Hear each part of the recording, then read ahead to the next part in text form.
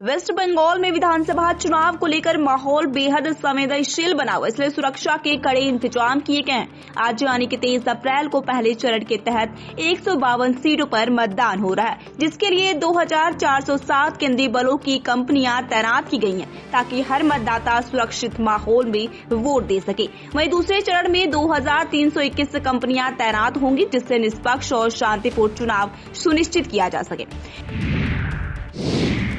वहीं उत्तर प्रदेश पुलिस भर्ती को लेकर अब सख्ती बढ़ा दी गई है। भर्ती परीक्षा से जुड़े प्रश्न पत्र या कंटेंट सोशल मीडिया पर शेयर करना अब अपराध माना जाएगा।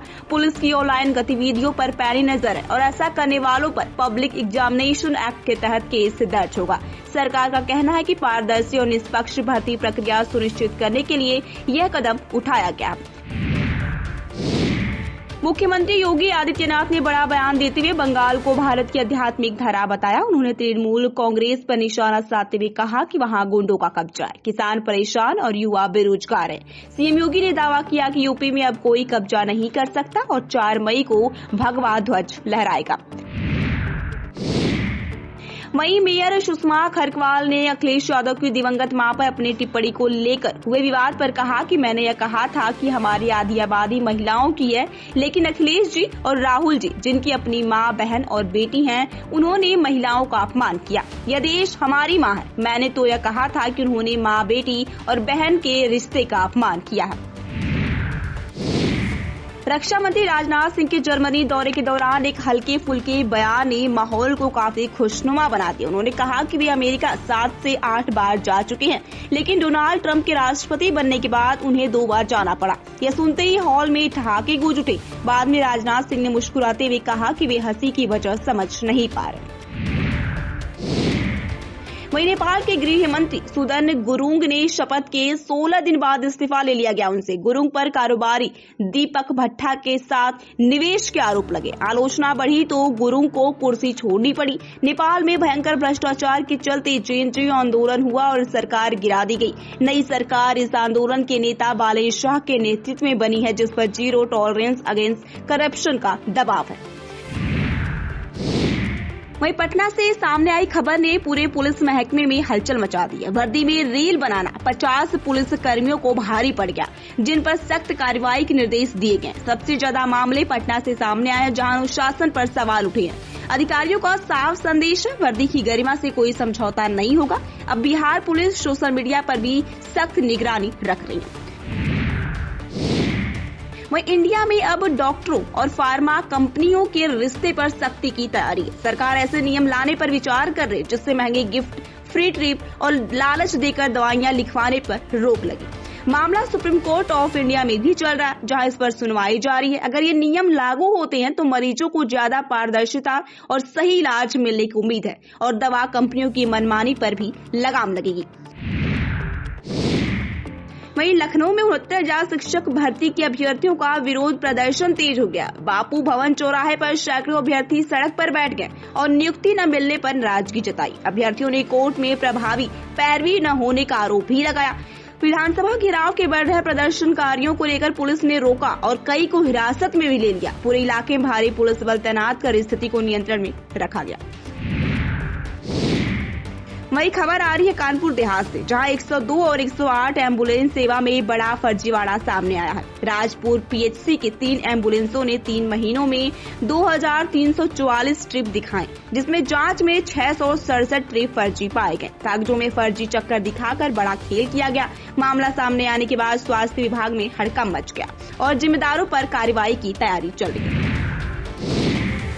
वही खबर आ रही है सहारनपुर से, जहां सांसद इमरान मसूद का अनोखा अंदाज सामने आया। जाम में फंसने पर वह खुद गाड़ी से उतरकर ट्रैफिक संभालने लगे और लोगों की मदद से जाम खुलवाया। उनका यह वीडियो सोशल मीडिया पर काफी तेजी से वायरल हो रहा है। लोगों ने सांसद के इस कदम को सराहा है तो कुछ ने इसे दिखावा भी बताया। वहीं नोएडा से खबर आ रही, श्रमिक आंदोलन के दौरान हिंसा भड़काने के मामले में पुलिस ने सख्ती बढ़ा दी है। मनीषा चौहान, आकृति चौधरी और सृष्टि गुप्ता को 5 दिन की पुलिस रिमांड पर लिया गया है। पुलिस अब इनसे पूछताछ कर हिंसा से जुड़ी अहम जानकारी जुटाएगी। वहीं 2 अन्य आरोपियों की जमानत याचिका पर कल सुनवाई होनी है, जिससे मामले में आगे की दिशा तय हो सकेगी। इसके अलावा डाक विभाग में एनपीएस यानी कि नई पेंशन योजना को लेकर बड़ा विवाद सामने आया। आरोप है कि विभाग ने अचानक एनपीएस की सुविधा बंद कर दी है, जिससे ग्राहकों का अंशदान जमा नहीं हो पा रहा है। कई लोगों की वर्षों की जमा राशि को लेकर भी स्पष्ट जानकारी नहीं मिल पा रही है। सॉफ्टवेयर बदलाव के बाद सेवा ठप होने की बात सामने आई है, जिससे हजारों ग्राहक परेशान हैं। वहीं साउथ दिल्ली के लोगों के लिए राहत भरी खबर। लंबे समय से ट्रैफिक जाम से जूझ रहे इलाके में अब जल्द ही बड़ा बदलाव देखने को मिलेगा।